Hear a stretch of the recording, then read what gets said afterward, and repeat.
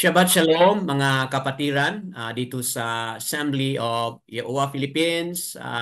Ito po ang ating unang araw ng pamamahinga rito. Dahil po sa nakaraang Sabado, yun po ang ating unang araw ng taon. So counting it mga kapatid, as day one yung Sabado na nakaraan, day one po yun. Ngayon po ang ating day 7 which is pang-pitong araw po natin ngayon. Kaya tuwing Biyernes na po mula ngayon hanggang po sa katapusan ng taon 2024 and then partly po ng 2025, Biyernes na po ang ating araw ng pamamahinga mga kapatid. So dahil dito, kung okay lang po sa inyo, we come here 6 o'clock in the morning sa Zoom for the blowing of the shofar, and then singing and praises and testimony, and then at 4 o'clock po yun ang ating Torah reading, and then pangangaral din po ang ating gagawin in the afternoon gathering po. So that being said, mga kapatid, ang ating pong pag-usapan sa hapon na ito, very exciting po. Why I would say very exciting? Kasi we are learning something new, mga kapatid, ngayon. Lalo na po patungkol dito sa Yehudiyat na mga titik, mga kapatid. So, we are studying on a series dito sa mga titik po ng Yehudiyat. So, ngayon nasa letter Z na po tayo, Zayan. Zayan, mga kapatid, no? AKA Zayin. Nandito na po tayo ngayon sa titik na yan, ang ating tutukan, mga kapatid. Dagdag dyan, we are also studying one Hebrew word o Yehudiyat word, that is teruah. Kapag basahin po sa modern, teruah po ang kanilang pagkabigkas. But sa atin po, sa Yehudiyat, yan po ay taruah. Okay po?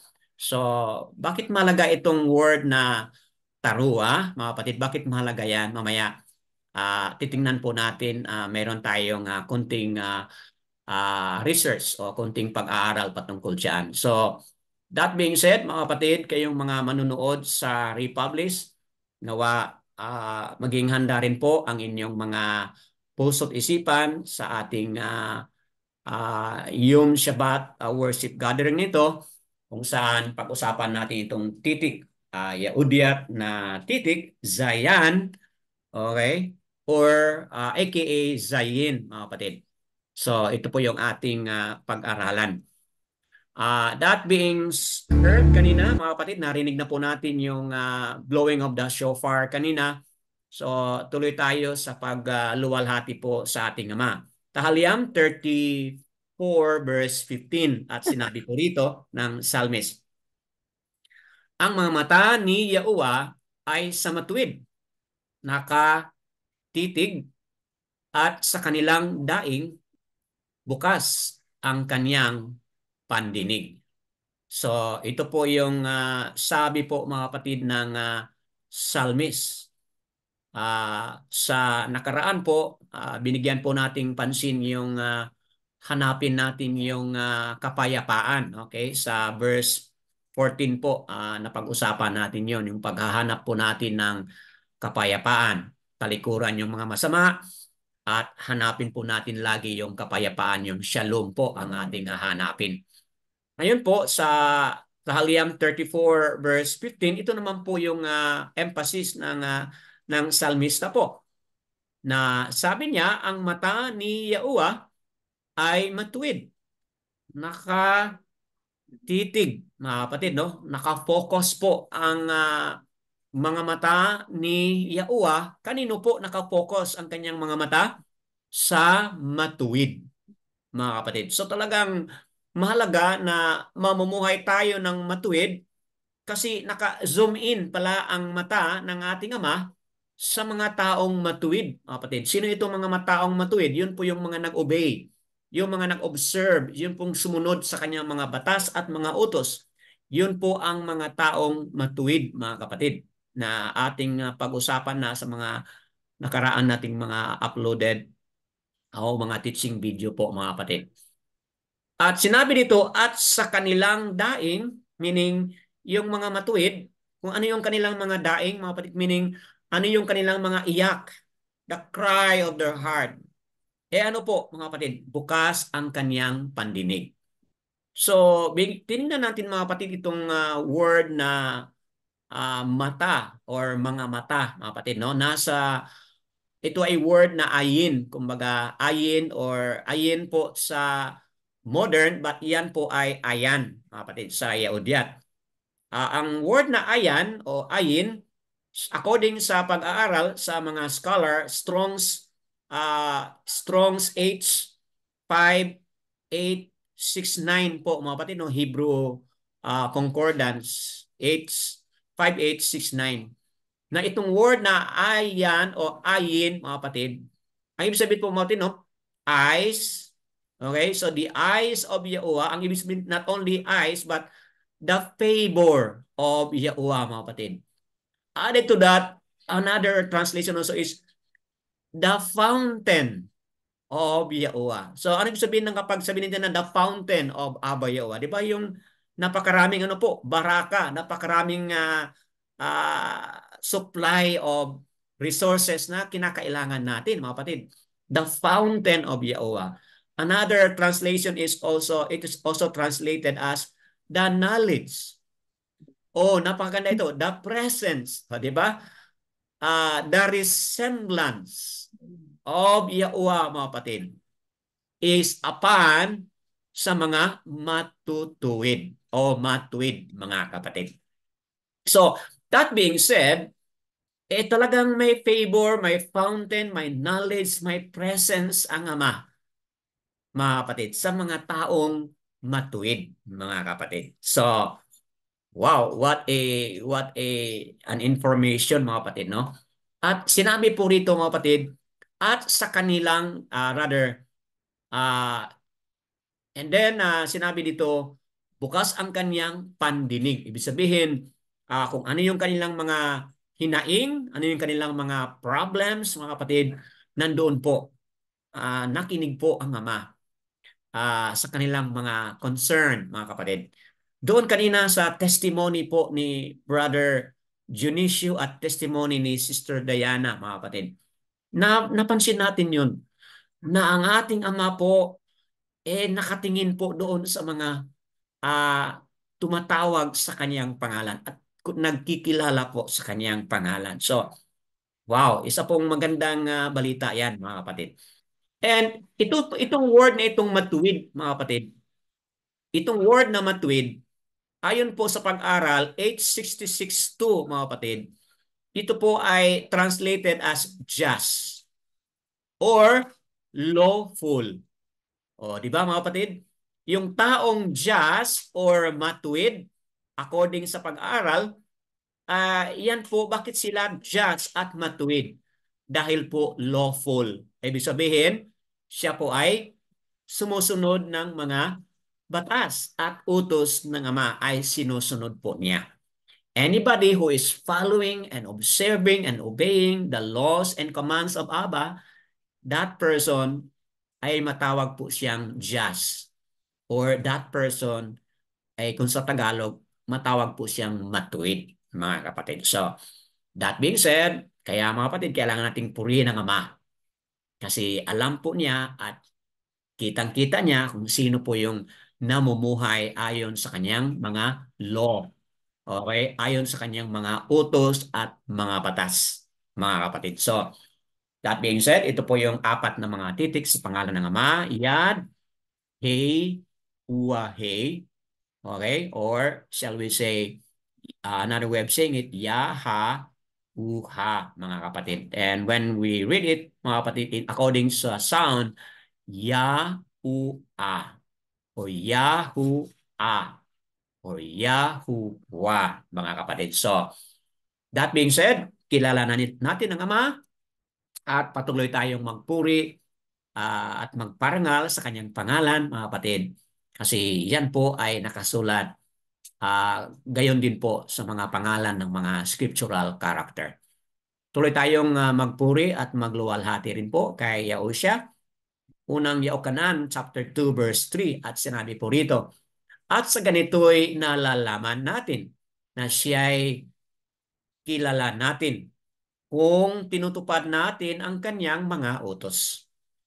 O, mga kapatid, sa verse 2 po, sa nakaraan, na bigyan natin ng highlight na si Yahushua po ang ating tagapagitan. Sa pamamagitan po ni Yahushua ay binayaran po ang ating lahat ng mga kasalanan, mga kapatid. Ayon po sa verse 2, nabanggit po natin at napaliwanag yun sa nakaraan. Ngayon po sa verse 3, malinaw po rito. Sinabi niya, at sa ganito'y nalalaman natin na siya'y kilala natin. Paano natin mapatunayan na tayo ay nakakilala kay Yahushua, mga kapatid? O, di ba? Anong sagot po dito? Kung tinutupad natin ang kanyang mga, ano po mga kapatid? Kanyang mga utos. So that being said, mga kapatid, kung bakit noon iba ang ating tinawag na pangalan, okay, hindi ko na lang po banggitin, kung bakit noon ibang pangalan ang ating tinawag patungkol sa Messiah, talagang marami po tayong mga alibay, marami tayong mga personal na mga explanation. Bakit pa tayo sunod sa mga utos na yan? Para pang Old Testament lang yan eh. O, di ba mga kapatid? Bakit ganun ang ating pananaw noon? Kasi po, hindi tama yung pangalan na ating binabanggit at tinatawag. Ibig sabihin, hindi natin siya talagang nakilala. Nakuha niyo po mga kapatid, di ba? Kung tayo pala ay hindi totoong nakakilala sa kanyang pangalan, then bagkers mga kapatid, yung ating mga gawi, ang ating mga pamumuhay, we become Torahless. We become lawless, mga kapatid. Pero ngayon na tayo yung nakakilala sa kanyang totoong pangalan, meron tayong puso na bagong puso na talagang gustong-gusto po natin sundin kung ano yung kanyang mga utos, mga kapatid. So, that being said, highlight po natin ito sa Tahaliam 119. Halimbawa, verse 30 po ng Tahaliam. Anong nabanggit po dyan? It talks about the way of truth. Ano pong nabanggit sa verse 32 po? The way of your commands. Di ba? Verse 33 po, ano sinabi? The way of your laws. O, di ba mga kapatid? All of this is talking about the way. Truth, commands, and laws. Di ba mga kapatid? Malinaw? Then verse 43 po, anong pinag-usapan?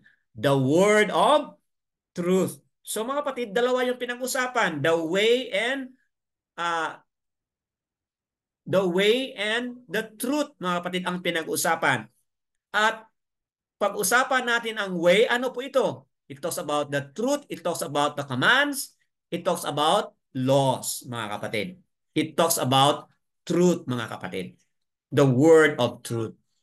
And ang tanong is, with what the psalmist said in Psalm 119, sino pala ang pinag-usapan ng psalmist? Sino pinag-usapan ni Daud, mga kapatid? When it talks about the way of truth, the way of commands, the way of the laws, the word of truth. Sino pa lang pinag-usapan ni Daud diyan, mga kapatid, na dapat nating kilalanin? Sino yon mga kapatid? Walang iba kundi si Yahushua.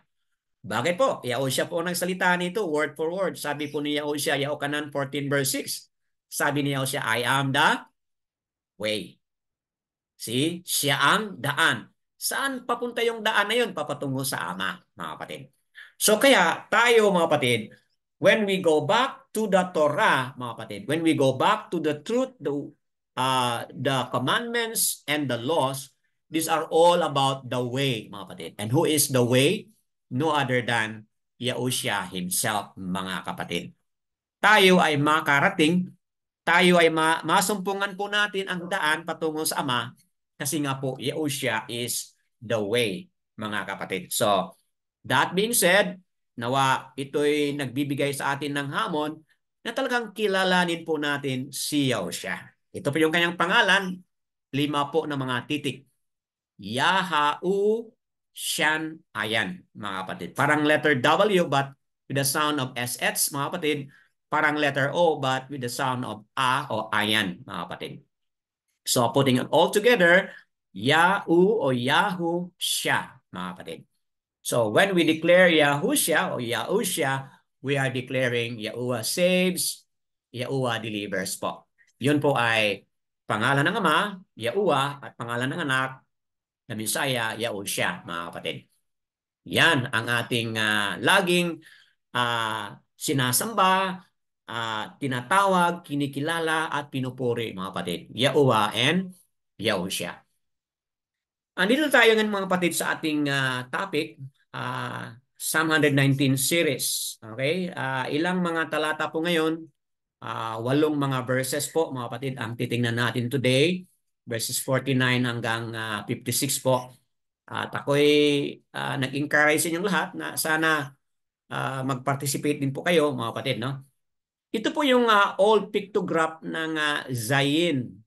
Sa modern ng pagkasabi, Zayan, kung sa Yahudyat mga kapatid. At ito po yung word na teruah ang ating titingnan ngayon or tarua. Ang kaibahan lang dito mga kapatid is iba yung aking pagka-breakdown sa tarua mga kapatid.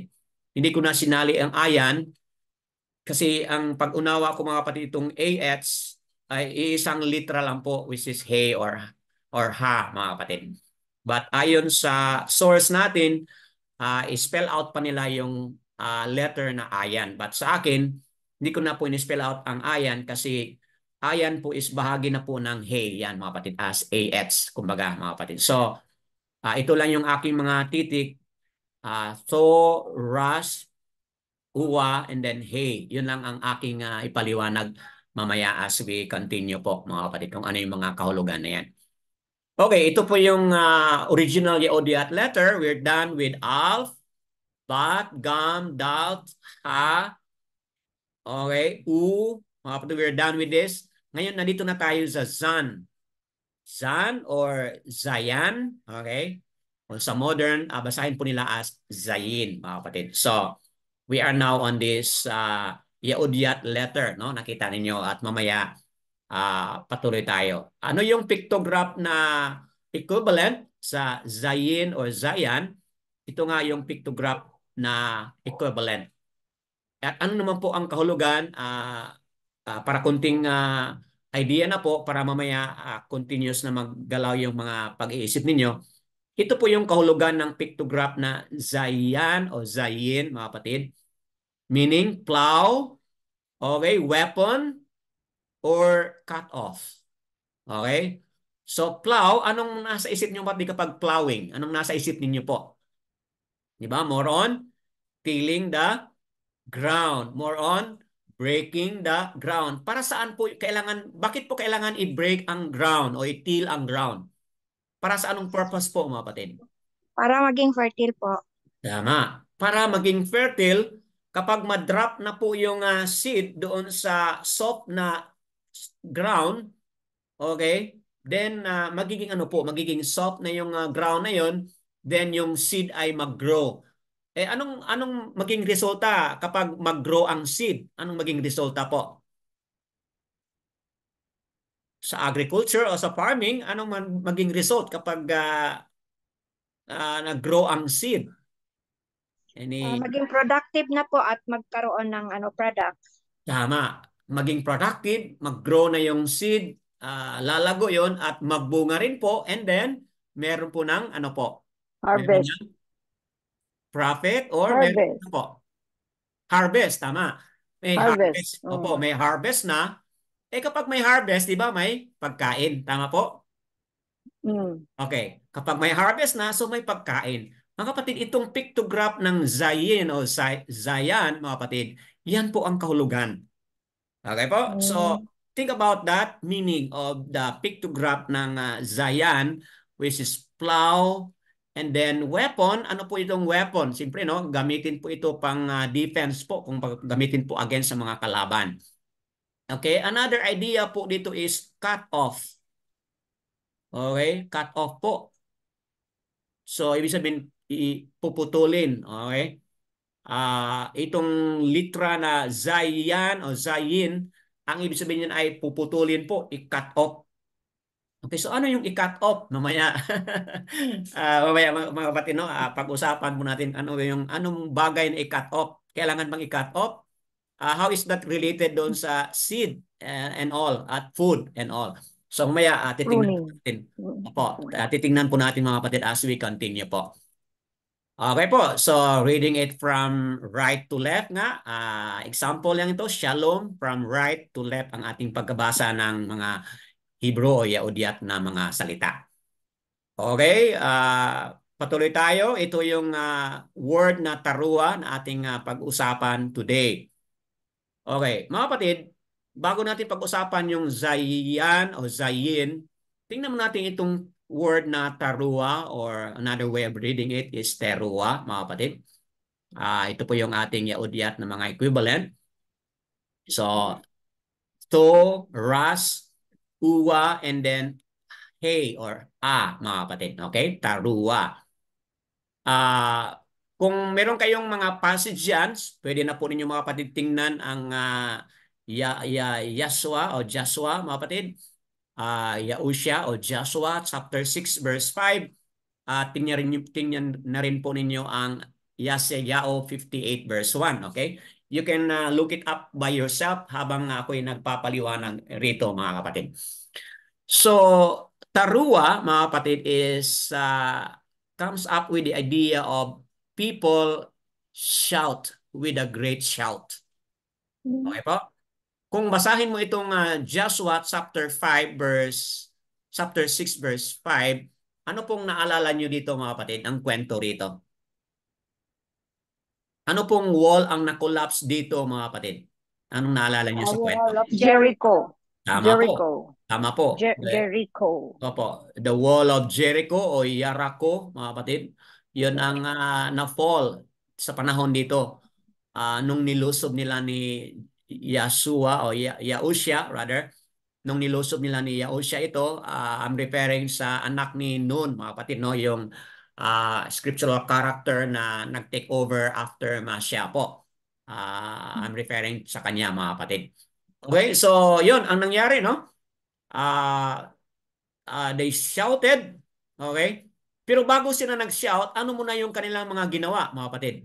If you read the entire story, they went around the city how many times, mga kapatid? 7 times. Opo, 7 times. Okay, they went around 7 times. Yun ang buong kwento dito.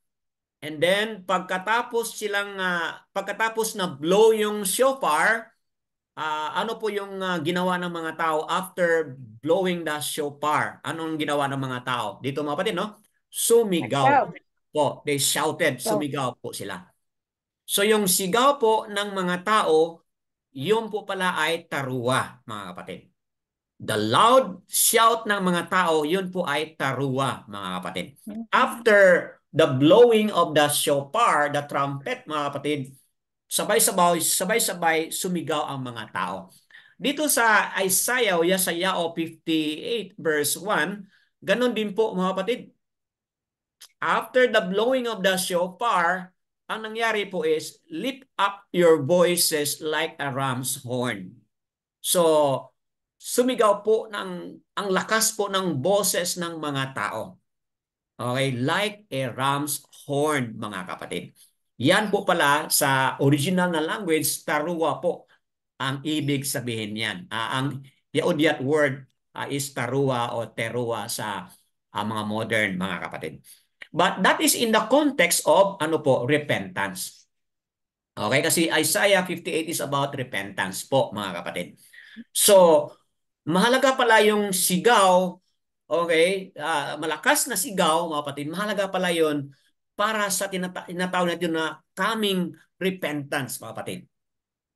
Before repentance take place, mga kapatid, kailangan talaga yung malakas na sigaw. Bago ma-collapse, mga kapatid, yung wall, kailangan talaga merong malakas na sigaw, mga kapatid. So, ano kaya ang mga kahulugan na yan? Okay, what is the meaning of that, mga kapatid? So tingnan natin itong breakdown ng tarua, to or tau, o another way of saying it, tab, mga kapatid, no? But sa Yeudyat, yan ay to, letter T po. Anong kahulugan po niyan? Kung naalala nyo natin sa nakaraang mga discussion natin, it is a sign.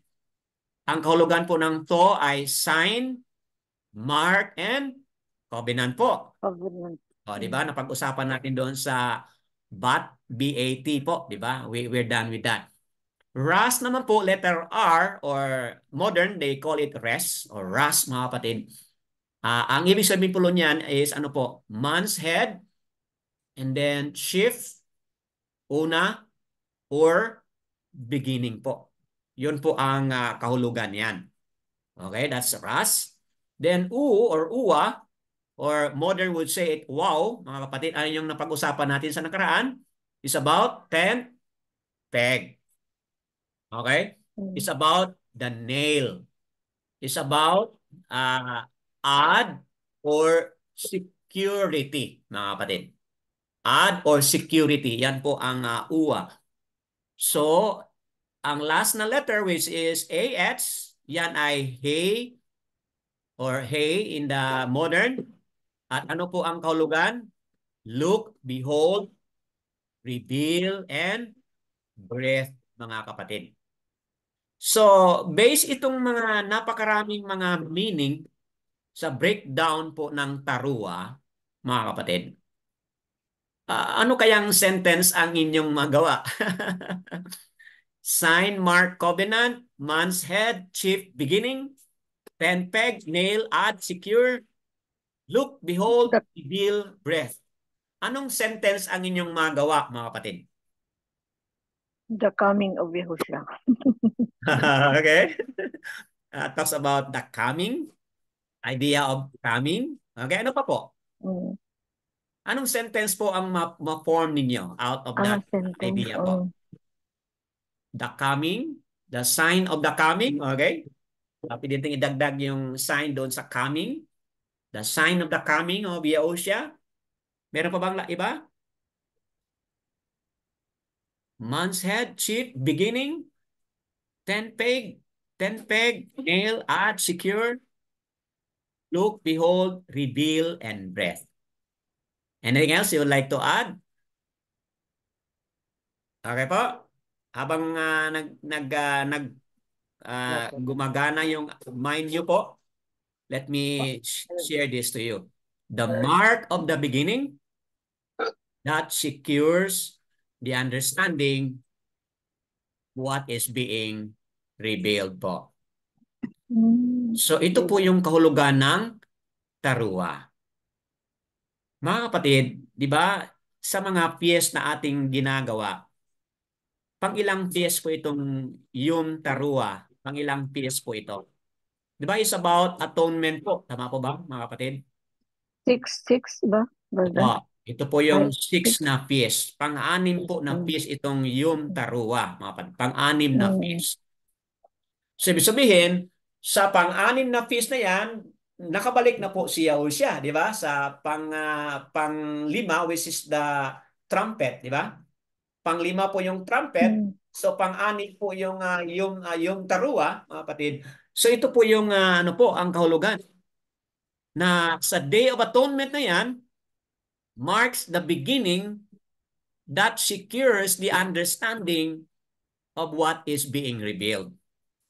Sabi sabihin, yun po ay umpisa, mga kapatid. Yan po ay tanda at umpisa na bigyan po ng tamang seguridad yung pag-unawa kung ano po yung naipahayag, mga kapatid. So, that being said, they have to do something before the beginning of the revelation. So, ano yung kanilang dapat gawin doon sa Joshua chapter 6 verse 5 para magkaroon po ng revelation o mapahayag po yung anong mangyari doon sa wall na yon? Anong dapat nilang gawin, mga kapatid? Shout. Kailangan silang sumigaw, mga kapatid. They have to shout because after they shout, anong nangyari doon sa wall? It collapsed, mga kapatid. So, Once they shout, mga kapatid, then they will begin to see the sign. They will begin to see how Abba reveals His power and great doon sa kanilang, against sa kanilang kaaway. Okay? So when it is time to do something new, mga kapatid, respond in shout. Yan po ang ibig sabihin yan. So, the shofar, the trumpet is blown. It is a sign of something new or beginning, mga kapatid. And people should shout in a loud voice. Mga kapatid, hingi po ako ng paumanin sa inyo kasi hindi po ako nagpaalam earlier na meron pala tayong Zoom gathering kanina. Mga kapatid, kasi nananaginip po ako na dapat merong Shabbat observance, mga kapatid. So, sa madaling araw nakagising ako at iyon ang pumasok sa isip ko na kailangan blowing of the shofar at 6 o'clock in the morning, mga kapatid. So, ayun, no, nagbigay ako ng message sa inyo. Siguro anong oras na yun? Siguro mga 3 o'clock in the morning na, mga kapatid. So, kaya ayun, obeying to that conviction, kahit hindi nyo alam, ginawa ko, mga kapatid, kasi conviction po yun na kailangan mag-blow ng shofar because ngayong araw nga is the first po, beginning of the first Shabbat, mga kapatid. Kaya pinatunog natin kanina yung shofar. So ang kulang lang pala, mga kapatid, kapag meron tayong patunog ng shofar, ano pong kulang natin hindi natin ginagawa? Any answer po? Opo, yun ang kulang natin. Kasi kung shofar lang po, mga kapatid, trumpet lang tapos walang sigaw, hindi po taruwa yan. Nakuha ninyo, mga kapatid? Hindi po taruwa yon. So para maging taruwa, after pala ng blowing of the shofar, dapat sabay-sabay tayong sumigaw. Yadayawa. Oh, yadaya uwa, hallelujah. O ano ba yung sigaw ninyo, mga kapatid? Okay? So, yun ang ating kailangan i-practice dito. Okay po? So, mula ngayon at sa susunod po ng ating blowing of the shofar, kailangan may sigaw tayo, mga kapatid. Bakit tayo magsigaw? Kasi yun po ay ruwa. Yan po ay Hebrew word na ruwa. Okay, ruwa. Yan po ang sigaw na malakas, yung ruwa na yan. So kapag marinig yung taruwa, ruwa na yan, kapag marinig yung blowing of the shofar, after that, may ruwa na susunod dapat. Ruwa, meaning merong human voice na sigaw, mga kapatid. Kasi yun po ay may mensahe. Anong mensahe po? Halimbawa, may Zoom gathering tayo. May mensahe na darating sa atin.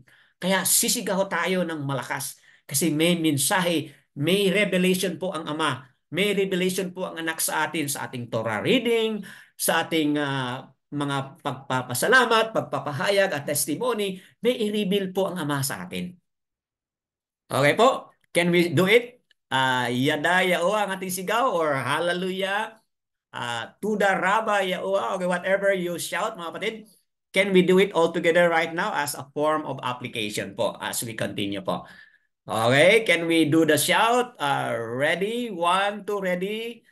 Unmute po kayong lahat. Unmute po kayo lahat, mga kapatid.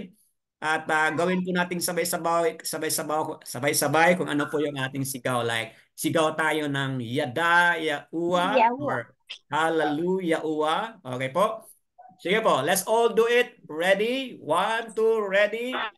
Go! Yada, yaua. Okay? Hallelujah, uwa. Tuda raba, yaua. Okay po. So, yun po, mga kapatid, no? Sample po yun as an application. Next time around, you hear the blowing of the shofar, let's shout, mga kapatid, as a response. Kasi nga, yan po ay part of the celebration.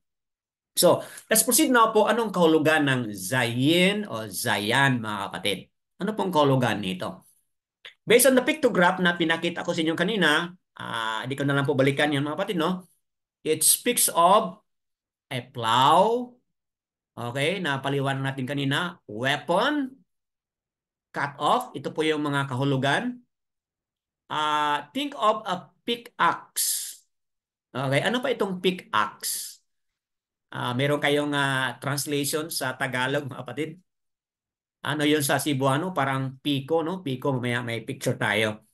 What is a pickaxe?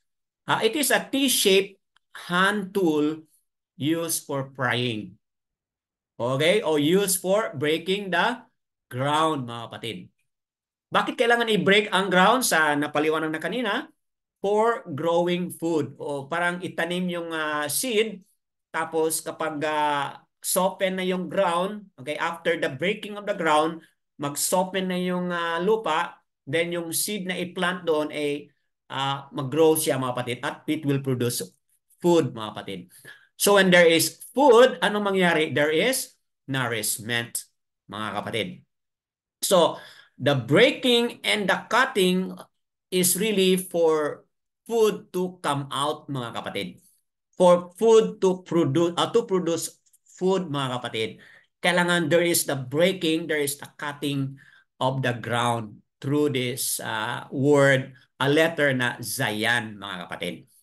And another way of saying it, mga kapatid, is many instances in Scripture where where the letter Zayan speaks of the use as used as cut at the heart or pricked at the heart. Mga kapatid, kung napansin ninyo, minsan may mga katuruan tayo dito, may mga verses na nabasa tayo rito, somebody nagpaliwanag and all. Napansin ba ninyo na minsan parang may pitik ang puso nyo? At doon sa pitik ng puso nyo, naramdaman ninyo na may pangungusap ang ating Ama, mga kapatid. So yun po ay example po ng Zion yan, mga kapatid. There is what they call the cut at the heart, the prick at the heart, mga kapatid, through the spoken words na paliwanag, mga kapatid. So, yan po ang ating pagpapaliwanag. And this is in reference to the mind being open to receive the truth and to receive the word, mga kapatid. Yan po ay related pala sa pagbukas po ng ating isip. Okay? At tanggapin po ng positive. Tanggapin po ang katotohanan at mga salita, mga kapatid. Halimbawa, kung tingnan natin ang Hosea chapter 10 verse 12 po. Can somebody read on that kung pwedeng mabasa? Hosea chapter 10 verse 12. Ano pong nakasabi sa Hosea chapter 10 verse 12? You would read there. Can somebody go there and then read for us if you are ready? Hosea chapter 10 verse 12. Ano pong nakasabi diyan? It talks about seed. Okay? How to grow a seed. Okay? Kailangan yung ground tillable. Kailangan na willing yung ground na yan dapat i-till po siya o i-break yung ground na yan para anong mangyari, mga kapatid? Para maging malambot na nga at maging ano po maganda ang resulta doon sa pagtanim. Okay? Can somebody read on that? Chapter 10 verse 12. Ako po, Brother Dan. Go ahead, Sister Bakar Ashiayao. Go ahead po. Sow righteousness for yourselves. Reap the fruit of unfailing love, and break up your unplowed ground. For it is time to seek Yahuwah until He comes and showers His righteousness on you. Wow. Mga kapatid, no? Malinaw po dito na ang pinag-usapan dito is sow for yourselves righteousness. Salamat po, Sister Bakar Ashiayao. Sow for yourselves righteousness. Reap according to the kindness. Break up your tillable ground. Ano po yung version mo, sister? Anong sinabi dyan? Sa akin, tillable ground sa Hallelujah Scripture. Ano po sa inyo dyan? Break up your, ano pong nakasabi dyan sa inyong sister? Sa akin, tillable ground. Okay? Talks about ground, di ba? It is time to seek Yahuwah till He comes and rains righteousness on you. So, ano sa palagay niyo, mga kapatid, ang pinag-usapan dito sa verse 12? What is being discussed in verse 12? Any sharing po?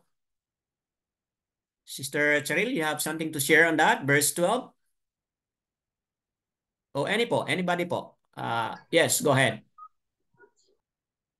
Sister Bakar, sa Yao, go ahead. Merong kayong sasabihin about sa verse 12 po? Bakit kailangan i-till yung ground?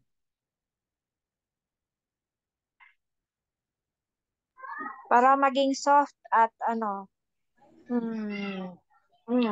makultivate. Okay. Para maging soft, makultivate yung hard ground. Para saan po yun? Okay? Para sa Para yung root, pagtanim. Opo, go ahead, Sister Cheryl, go ahead po. para yung root niya, kasi ang seeds, medyo, ano pa siya, di ba? Madaling mag-break yung kanyang root dahil malambot. So, Oh. dapat itil yung ground para rooted siya deeper. Wow. I like the word rooted deeper. Okay? I like it, no? Sister Cheryl, yung word na bakit kailangan i-break yung ground kasi matigas at kailangan ng seed na malambot yung kanyang pagtaniman kasi hindi pa strong ang roots ng seed. At added to that, upang yung root ng seed ay can go deeper po. Kasi once na ang roots ng seed ay can go deeper, so anong maging resulta po? Masap po ng roots ng seed. Masap niya po yung mga nutrients. Tama po ba? Yung mga nutrients doon sa lupa ay masap niya po and it will result to a strong tree ba o a strong plant o a strong vegetable, whatever that is. Mga kapatid, paano po natin ma-apply yan sa ating spiritual journey? Itong understanding ng letter Zayan. Anong naalala niyo mga kapatid sa kwento ni Daud? Psalm 51 verse 10. Can somebody look on that? Psalm 51 verse 10. Anong sinabi po dyan? Create in me what?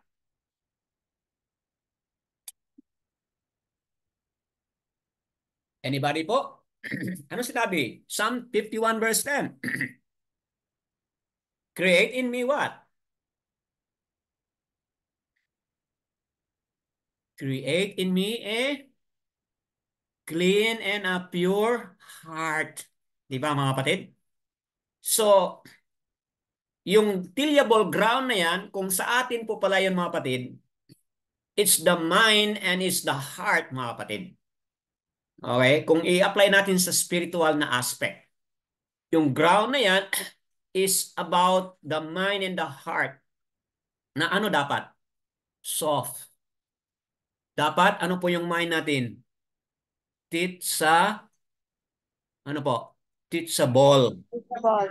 Teachable tayo. It's about the mind and the heart. We should have a soft heart and we should have a teachable mind, mga kapatid. Yun, kailangan po natin yun. Anong kontra po niyan, mga kapatid?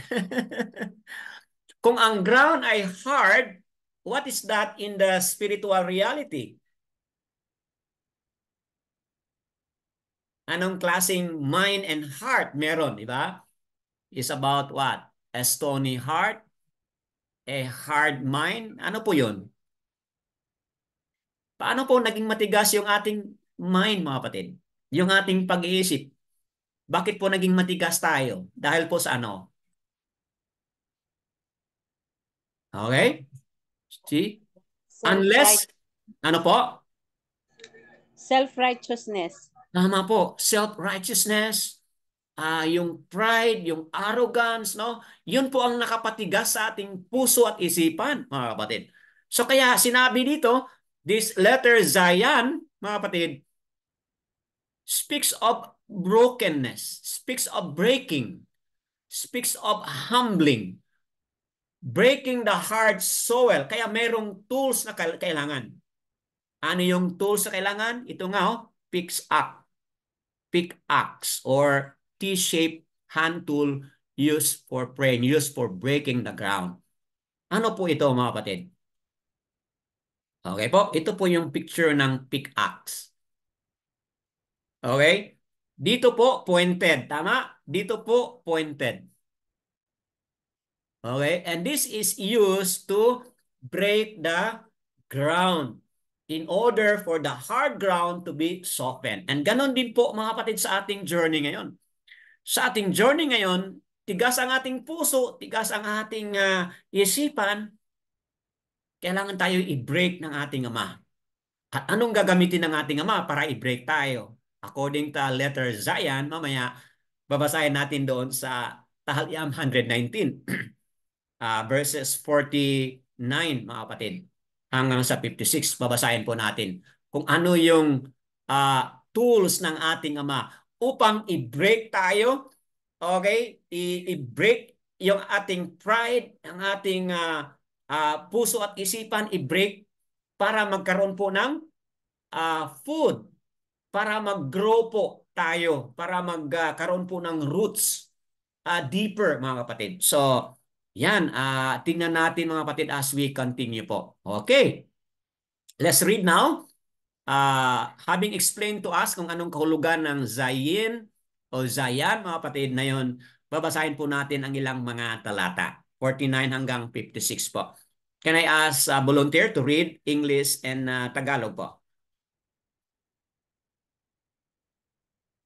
Sa English, yan po ay King James Version. Go ahead. Sister Cheryl, you go ahead po if you wish to read. Go ahead po. Alalahanin mo ang iyong salita sa lingkod mo na dooy pinaasa mo ako.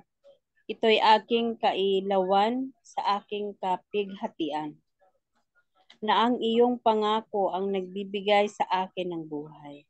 Remember the word unto thy servant, upon which thou hast caused me to hope. This is my comfort in my affliction, for thy word hath quickened me. Wow. Salamat po, Sister Cheryl, sa pagkabasa. Mga kapatid, batay sa nabasa ni Sister Cheryl, saan po dito sa mga kahulugan ang nais niyo pong i-highlight? Okay?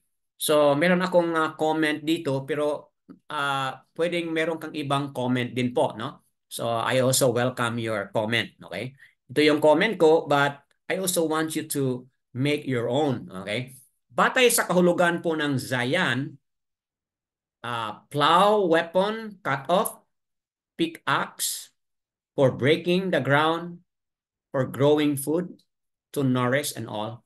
Based dito sa nabasa mo, Sister, 49 to 50 English and Tagalog, saan po rito yung that cause your understanding open?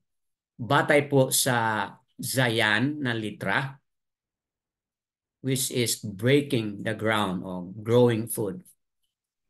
Paano po ito ma-apply? Paano po ito natin ma-correlate itong kahulugan na ito dito sa dalawang mga talata at paano rin po natin ma-apply?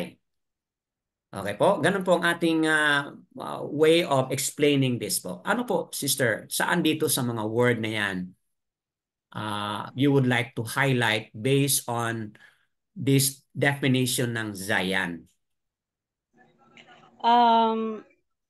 Remember the word unto thy servant, upon which thou hast caused me to hope. Yung mga, as I am learning, Apa. and as I am growing, di po ba pagka nag-grow tayo, we become older and we become wiser. Kasi meron na tayong mga pinagdaanan ng mga pagkakamali na ayaw na nating maulit sa buhay natin. At when we cling with the word of Abba Yahuwah, mas nagiging wiser pa tayo, mas nagiging matibay pa tayo kasi we remember yung mga pangako niya na kung yung ginawa niya noon sa mga ancestors pa natin, He will still do it this generation. Kapag tayo po ay nagling lang sa Kanya. Kaya yun yung cause ng nagiging hope natin sa buhay. For me, yun yung nagiging hope ko na lagi kong iniisip na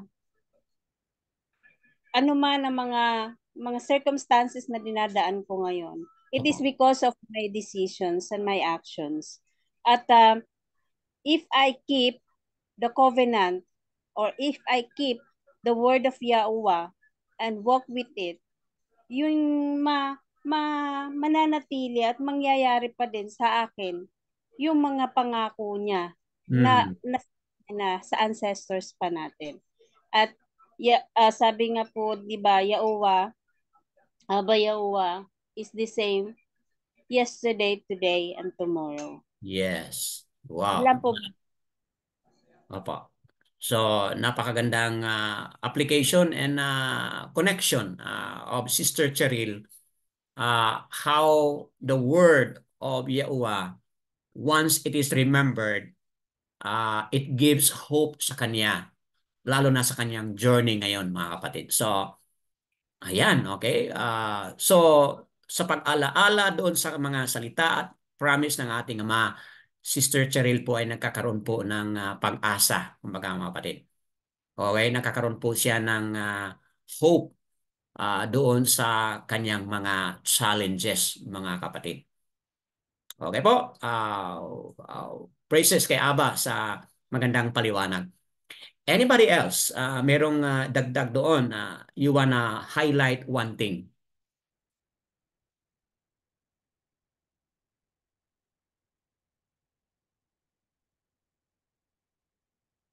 Anybody?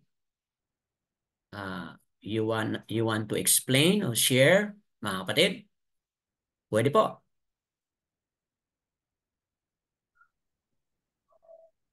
Brother Dan.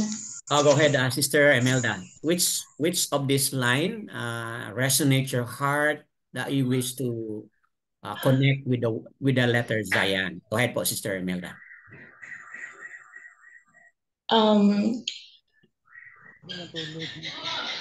Hindi ko po mabasa.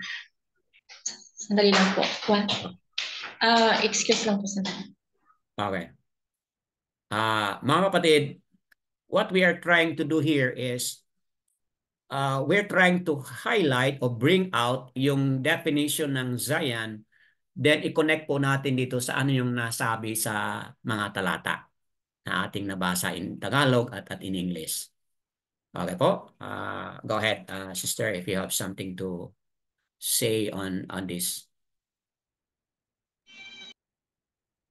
Okay, hindi pa ready, Sister Imelda. Yeah, go ahead, Sister Lorraine. Go ahead po. Ayan po, gusto ko pong i-relate dito dun sa sinabi niya sa 49 na remember the word to your servant. And natalakay po natin kanina na yung word is Yahusha, di ba po? Opo. So, ibig sabihin din po nito, bukod dun sa mga promises ni Abba Yahuwah sa atin na mga barak and eternal life or eternal high.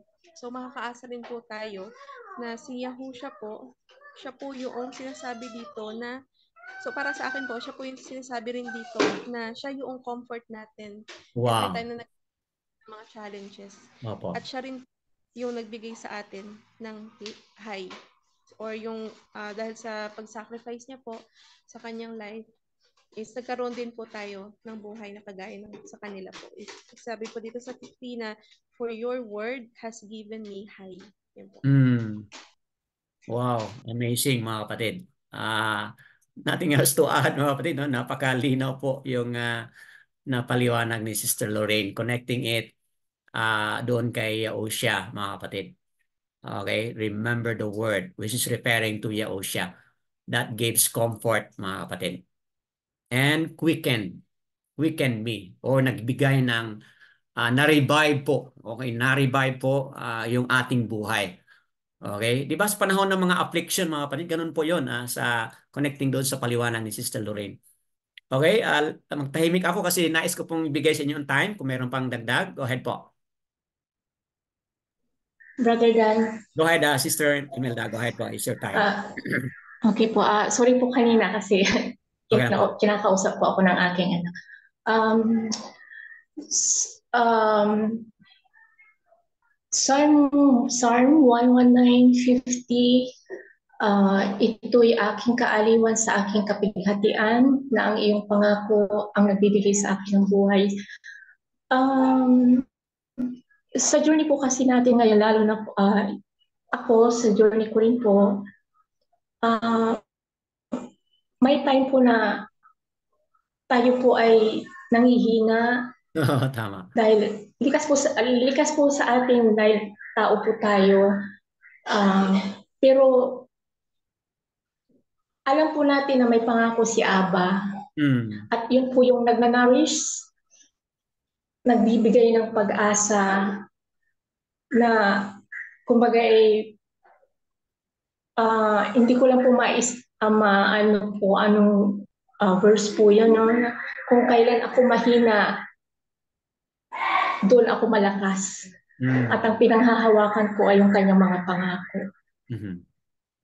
Yun lang po, Brother Dan. Yes, yadaya uwa po sa magandang paliwanag and application din po sa journey kung saan si Sister Imelda ngayon, mga kapatid. So, verse 50 ang kanyang na-highlight. Opo nga, kasi sa journey ni Sister ngayon, may mga kapighatian nga, no? May mga affliction nga nangyayari. But ang sikreto po ng quickening o pagiging malakas ang kanyang buhay is talaga balik doon sa mga pangako po ng ating Ama. Yadaya uwa po. Wow, wonderful. Anybody else before tayo proceed sa verse 51, 52? Okay, pwede pang balikan mamaya, no? Kung nais mong i-highlight something dito, pwede tayong magbalik mamaya dyan. But let's proceed po sa sunod na verses 51 and 52 in English and also in Tagalog at saka sa King James po. Any reader?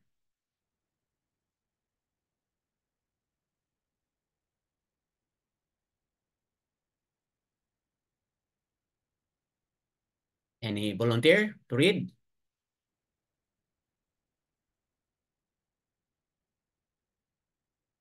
Ganap akong, okay, go ahead. Sister Cyril, go ahead po.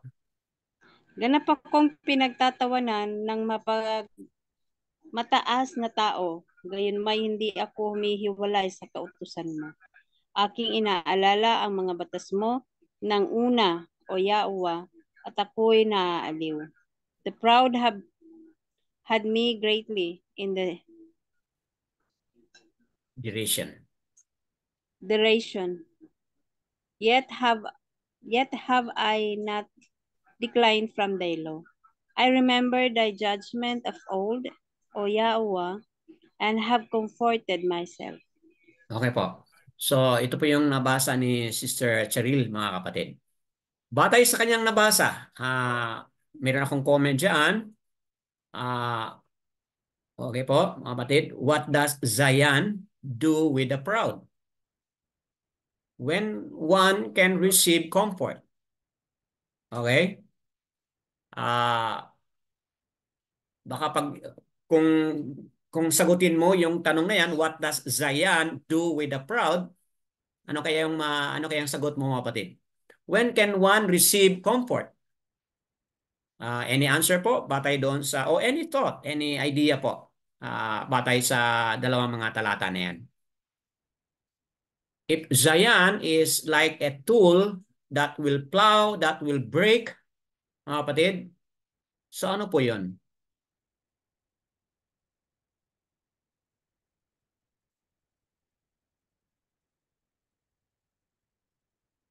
Any sharing po?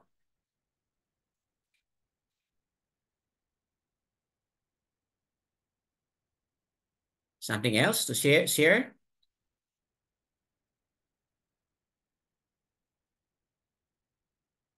Ganap akong pinagtatawanan ng mapagmataas na tao. Sa ating journey, di ba, mga kapatid, meron po yan. That's a reality po. Pinagtawanan tayo, di ba? Gayunmay, hindi ako humihiwalay sa kautusan mo. Di ba, mga kapatid, yun po ang laging maging distinction sa atin ngayon, di ba? Bakit inihiwalay po tayo ng iba? Bakit we are being mocked by others? Yan pong issue on the law. Tama po ba mga kapatid? Pero all the more, sabi ng psalmist David, anong sabi niya? All the more, kapit siya sa mga kautusan. Kasi ang pagkapit niya sa mga kautusan, magkakaroon po siya ng kalakasan against doon sa mga mapagmataas against sa kanya, mga kapatid. Okay? So, kung ano man yung mga ginagawa ng mga mapagmataas, kahit pa man tinatawanan tayo, mga kapatid, kailangan hindi natin i-let go po yung kanyang mga kautusan. Hindi natin i-let go yon. Sa paliwanag kanina ni Sister Lorraine, sino po yon? Siya po yon. Yung mga kautusan na yan, hindi natin i-let go yan kasi siya po yan, mga kapatid. Okay? Aking inialala ang mga batas mo ng una, O Yahuwa, at ako'y naaliw. Okay po? I remember thy judgment, O Yahuwa, and have comforted myself. So, uh, yung tanong ko dito, what does Zion do with the proud?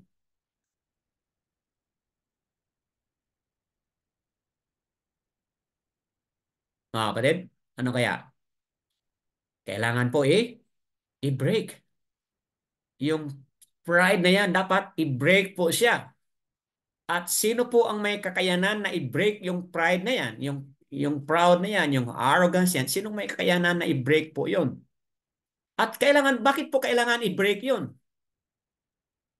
Anything else to share, mga kapatid?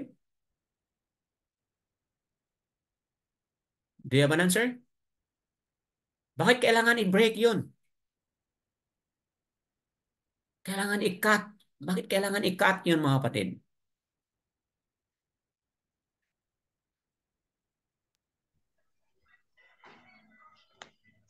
Yes? Any answer? Yes, go ahead, Sister Lorraine, if you have something. Para sa akin po, kailangang i-break or kailangang wasakin po yung pride, kagaya ng lupa na matigas, para pumasok po yung kung ano man yung itatanim, which is yung salita nga po ni Yahuwah sa puso ng tao. Wow. Kailangan i-break po yun upang papasok po yung mga salita na itinatanim po ng ating Ama sa bawat puso. At yung mga salita na yan ay walang iba kundi si Yahushua, mga kapatid. Okay? So, kapag na-break na po yung pride na yan, it will result into what, mga kapatid? Comfort. Naging nakatanggap na po ng comfort, mga kapatid. Sa verse 2, sinabi, ako'y naaaliw. So, yung katigasan pala ng puso, yung pride and arrogance pala, mga kapatid, yun po pala ay nagkakaroon po ang tao ng problema on the issue on comfort. Kasi akala nila kapag marami silang pera, marami silang mga kilala, akala nila mayroon ng comfort. Hindi po. Hindi po yun ang source, mga kapatid. But once the arrogance, the pride was destroyed or broken, mga kapatid, then papasok po yung mga salita ni Abba Yahuwah, then it will result to comfort, mga kapatid. Bakit po may comfort? Dahil po magkakaroon po ng satisfaction ang kaluluwa ng bawat isa na nakatanggap po ng kanyang mga salita. Okay po? So, if you want to add something, just make a comment or just unmute your and then we can go back kung mayroon kayong comment kung saan na verse kayo meron, mga kapatid. Tuloy ang ating reading sa verse 53 po and 54, Tagalog and English. Anyone would like to volunteer? Brother Ron. Brother Junicio, may paliwanag kayo? So, dito sa sa pag-break sa pride niya, kinakailangan yun kasi yung pride na yan ay ito'y magdala sa atin. Kung ma-break na natin ang pride na ang ating pride, ito'y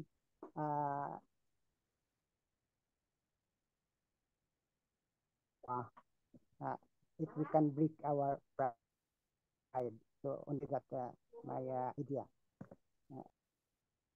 Okay po. So, ang pinag-usapan ni Brother Junicio dito yung pride nga. Kailangan nating i-break yung pride na yon.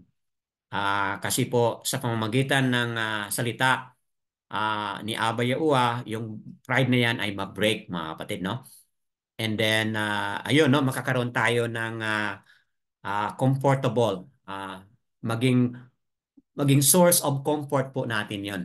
Okay? So, moving on. Salamat po, Brother Junicio, sa additional na pagpapaliwanag. Tuloy tayo mga kapatid sa verse 53. Maalab na galit ang humawak sa akin dahil masasama na tumalikod sa inyong kautusan. Ang iyong mga tuntunin ay naging aking mga awit sa bahay at aking paglalakbay, ng aking paglalakbay.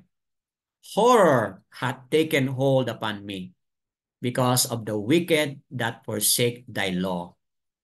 Thy statutes have been my songs in the house of my pilgrimage. Wow. Mga kapatid, anything you wanna explain from this, mga kapatid? Meron kayong paliwanag dito? Kindly unmute lang po and then share your thoughts about this. Maalab na galit ang humawak sa akin dahil sa masasama na tumatalikod sa iyong kautusan. Ang iyong mga tuntunin ay naging aking mga awit sa bahay ng aking paglalakbay. Mahalaga ba, mga kapatid, ang mga awit na pinag-usapan dito?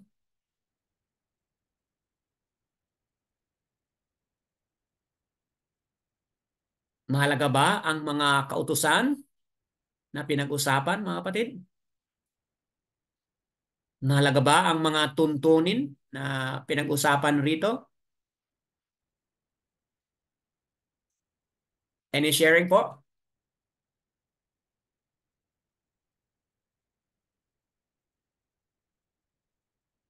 Okay. Okay, Yes? mahalaga yon kasi ito ang makakaaliw kay Aba Yaua, yung pagsunod ng kaniyang kautusan. Tama po. Yan po ang maging masaya ang ating Ama kapag sundin po ang kanyang mga tuntunin, sundin po ang kanyang mga kautusan. Tama po. As what Brother Junicio had said, mga kapatid. So, paano natin ma-apply ito sa ating journey ngayon, mga kapatid?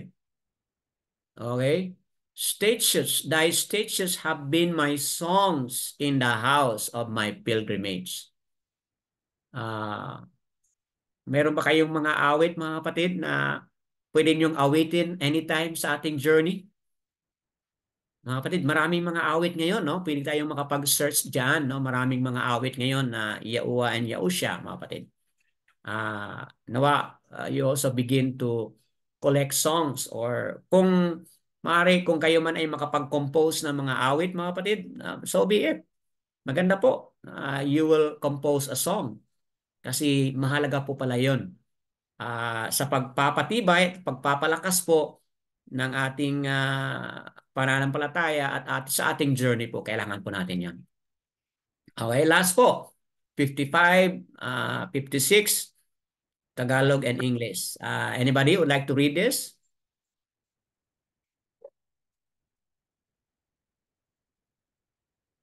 O Yaua, aking naalaala sa gabi ang inyong pangalan at sinunod ko ang inyong kautusan. Ito ang tinamo ko sapagkat aking iningatan ang mga tuntunin mo. I have remembered thy name, O Yaua, in the night, and I have kept thy law. This I had because I kept thy precepts. You wanna share something, mga kapatid? Batay dito sa last two verses na ito. How is this connected with remembrance of the name? How connected is keeping Yahuwah's laws and precepts, mga kapatid? How connected that is? Do you have anything else to share? Mahalaga ba, mga kapatid, na kilala natin ang kanyang totoong pangalan? How important? Opo. Okay? Sa testimony at sa sagot ni Sister Cheryl, opo, mahalaga talaga. Yung ating pagkilala sa kanyang pangalan, mahalagang mahalaga. Kasi tuwing gabi, sinabi dito, naalala natin ang kanyang pangalan tuwing gabi. Tayo nakahiga, bago tayo matulog, iniisip natin, binabanggit natin, pinapasalamatan natin ang kanyang pangalan. Di ba mga kapatid? Ibang-iba ang ating journey ngayon na nakakilala tayo sa totoong pangalan ng ating Ama. Yahuwah, mga kapatid. Iba-iba ang ating journey. Okay? Anything else? How connected in keeping Yahuwah's laws and precepts? Itong letter na Zayan, mga kapatid.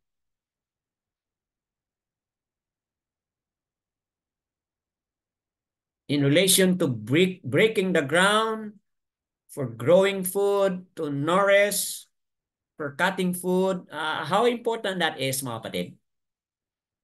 Itong laws and precepts of Abba Yahuwah.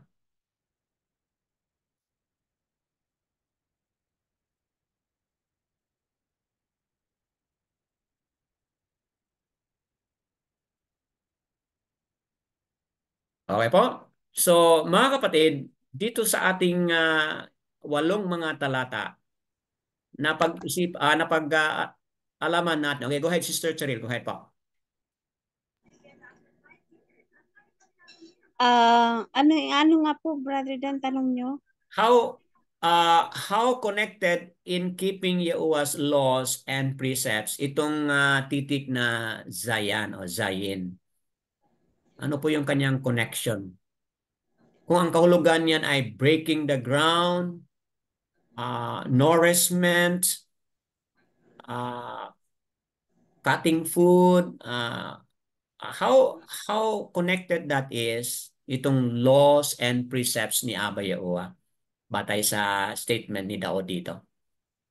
Kasi po yung laws and precepts ni Abba Yahuwah, yun yung po magmo-mold sa atin. Magmo-mold ng attitude, ng actions, ng words. At yung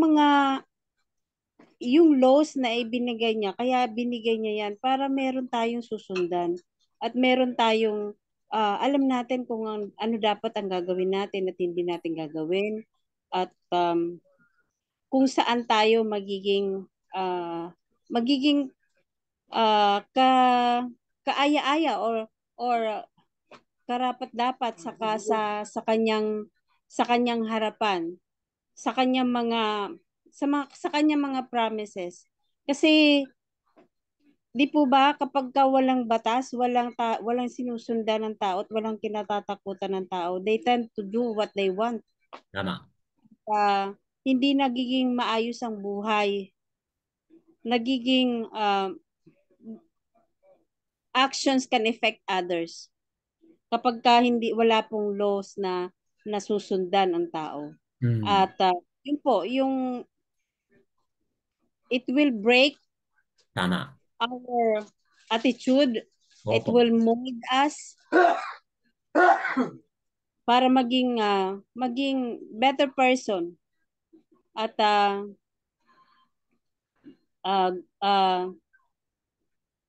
good believer. Opo. Good follower. Yun po, Yes. brother. Tama po, no? Bigyan natin halimbawa, kapag nasa kalsada po tayo, di ba? Kapag walang batas yung mga traffic enforcer diyan, di ba mga kapatid? Anong gulo meron diyan sa kalsada, di ba po mga kapatid? But dahil may mga batas na sinusunod natin, yun ang magpipigil sa atin, di ba? Magpipigil doon sa mga driver na walang control. Kasi po kung hindi sila magpigil, then huhulihin po sila, may mga consequence po sila. So ganoon din po mga kapatid sa ating journey ngayon. Sa ating journey ngayon, napakalaking tulong po yung laws and statutes ng ating Ama, mga kapatid. Bakit malaking tulong? Doon sa napaliwanag na ni Sister. Yun ang magiging source ng ating guidance, mga kapatid. Magiging source ng ating molding process na na-highlight ni Sister Cheryl, mga kapatid. So maging ma-mold tayo, mabago tayo, makorek tayo, mga kapatid. Kaya yung issue on breaking the pride, breaking the self, mga kapatid, kayang gawin po yun sa pamamagitan ng kanyang laws and precepts. So, kung i-apply natin, mga kapatid, yung Hebrews chapter 4 verse 12, anong naalala niyo po doon sa Hebrews 4 verse 12? Can we apply that here, dito, mga kapatid? Hebrews 4 verse 12, pwede ba nating ma-apply yan dito? Ano pong nakasabi sa Hebrews 4 verse 12? Di ba? The word is sharper than any double-edged sword. Opo. Word is sharper than any double-edged sword. So itong salita ng ating Ama through Yahushua, mga kapatid, itong mga salita na yan, talagang matulis po yun. Very sharp with two-edged sword, mga kapatid. And that once once we speak it, mga kapatid, it is like this tool na pinag-usapan natin na Zion, that it will break the ground. It will break the hardness of heart and the pride of mind and heart, mga kapatid. Talagang kaya po i-destroy, i-break ng salita ni Yahuwah through Yahushua, mga kapatid. Diba? Matthew 4 verse 4, man does not live on bread alone, but by every word, mga kapatid. Bawat salita na nagmumula sa bibig ng ating Ama through Yahushua, mga kapatid. Bawat mga salita speaks of the truth, the word, speaks of the laws, the statutes, the precepts, mga kapatid. It's all about Yahushua, mga kapatid. Once it is spoken and received with humility po, mga kapatid, then it will nourish the soul. It will nourish every one of us. Sister Caitlin, you wanna add something before we end? From what is in your heart po, please say it if you have something in your heart. Shalom po sa lahat. Yes po, shalom. Yung impress lang po sa akin is yung word na love me and keep my commandments. Sabi Opo. ni Yahushua. Opo. Yun, ni Yahushua po na as we as we choose to obey him, that's that's a fruit because of our love for Yahuwah. So, if you love me, okay, yun ang highlight ni Sister Caitlin. If you love me, keep my commandment. So, siyempre, makikita natin po yun sa Yaokanan 15 verse 10, no? Kung hindi ako nagkamali. You can look it up for yourself. If you love me, keep my commandment. So, Yahushua is saying na siya yung word, siya yung law, siya yung precepts, mga kapatid. So, kapag minamahal natin si Abba Yahuwah, mga kapatid, then we keep it, we do it, we obey it, because that is a byproduct of loving Yahuwah, mga kapatid, loving Yahushua. So, that being said, mga kapatid naman makikinig sa Republish, marami pa pong mga verses na pwede po ninyong makonect dito, batay po sa understanding ng kahulugan ng letter Zion. Napakarami pang mga verses po na you can connect and you can relate po sa ating journey ngayon. So, you may also add some comments kung meron po kayong mga comments dyan. So, we are at the end saying Yahuwah is cleansing us through a clearer understanding of this letter, Zion, aka Zayin, mga kapatid. and carries the meaning to plow, breaking the ground, to nourish for food.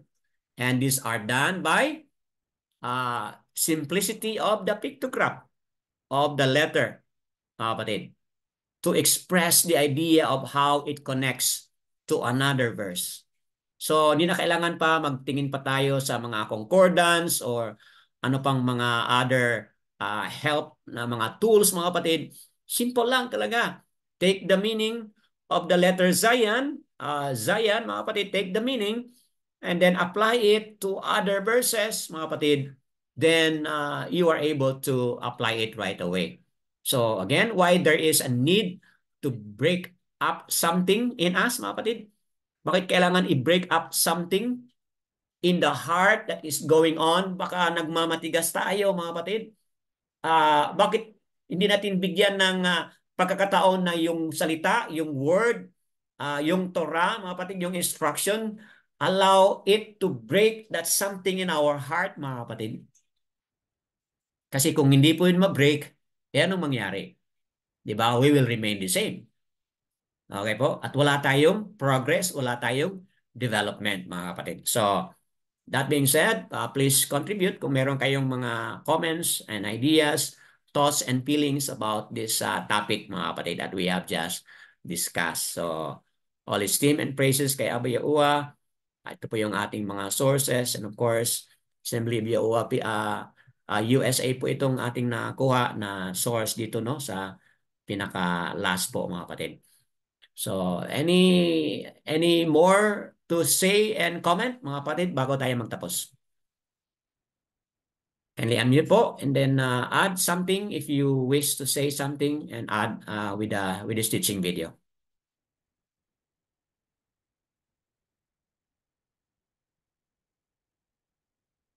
Wala naman na po sa akin, brother. Opo, Thank you po. go ahead, Sister Lorraine.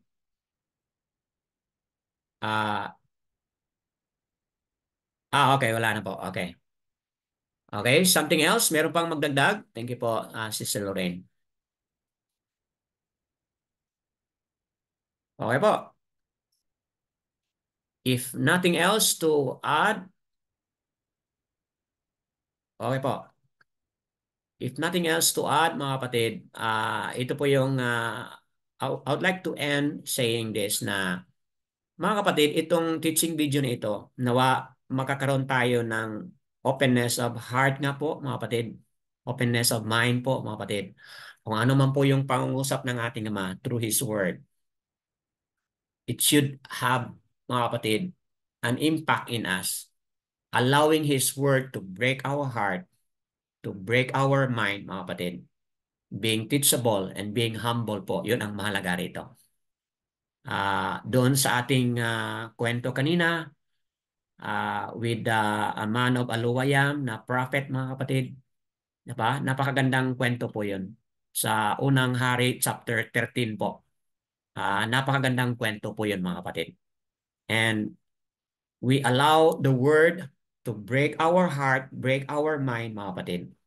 And live and practice and walk according to the word of Abba Yahuwah. Bakit kailangan yun? Upang mag-grow po sa ating puso. It will grow in our heart, mga kapatid, and it will flourish, mga kapatid, and it will continue to grow and flourish and eventually bear much fruit, mga kapatid. And once it's bearing fruit, mga kapatid, it will not only barak us, but it will also barak other people, other members in the family as well. Yada, Yahuwah, and wala na kayong dagdag, may I say na Yahuwah barak you with the spoken words and all esteem po and all praises kay Abba Yahuwah.